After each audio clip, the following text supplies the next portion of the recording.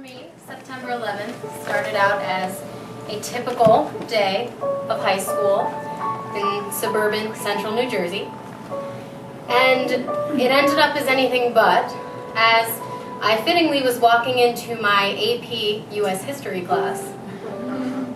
And I watched my history teacher stare at the television, hand on her mouth, as she watched what was going on in New York. And she didn't even realize the entire class was standing behind her.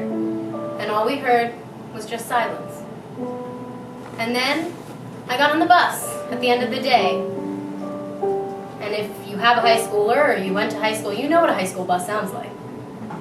And the only thing I heard was silence.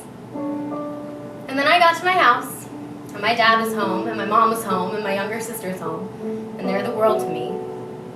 And we sat and we watched the news in a line on the couch, and all I heard was silence. But oddly enough, at that moment when I was there surrounded by what I love the most, I suddenly felt at ease, and I knew that in that silence I was hearing everything I needed to hear, and that I knew that we were going to be okay.